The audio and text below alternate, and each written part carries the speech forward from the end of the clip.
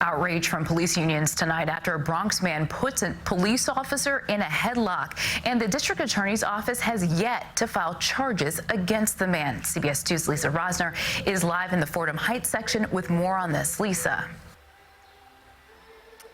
Well, Andrea, we are outside the 46th precinct where the man turned himself in Wednesday. Prosecutors worked on the case but deferred it for further investigation, sparking a firestorm of controversy. What's up with you, bro? You see officers struggling to arrest one individual in this video retweeted by the Sergeants Benevolent Association. The NYPD says 31-year-old Franklin Adrian was illegally parked at a fire hydrant on Morris Avenue and refused to move after multiple requests by officers. He wouldn't get in the police vehicle, and about 45 seconds later, he was on the ground.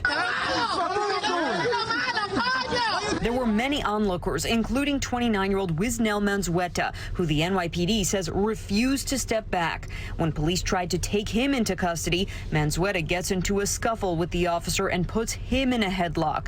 The NYPD says in the July 1st incident, the officer was punched and suffered abrasions and lacerations to the face and head. Darren Porcher is a former NYPD lieutenant and criminal justice professor at Pace University. It really sets chills down my spine. If a person impedes that zone of safety, then they in fact place that officer in danger. A spokesperson for the Bronx district attorney says Manzueta turned himself in Wednesday and gave detectives video of the incident. Manzueta also complained of injuries and was taken to a hospital.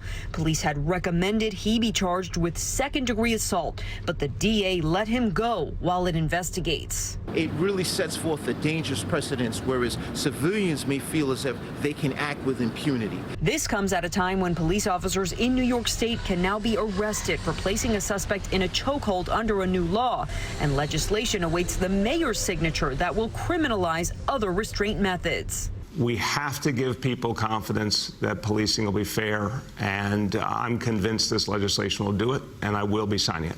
Tonight, the mayor tweeting, "We have a lot to do to heal the relationship between police and the community. That starts with standing together and advancing reforms, but it also means we cannot accept violence against our police officers." The head of the Police Benevolent Association says, in part, "We expect the Bronx DA to review the case and bring real charges, carrying real penalties forthwith. If that doesn't happen, we should just run up the white flag and admit that the criminals are in charge." The NYPD says it is also disappointed that Manzueta has not been charged, and the agency is in discussions with the DA. We are live in the Fordham Heights section of the Bronx. Lisa Rozner, CBS 2 News.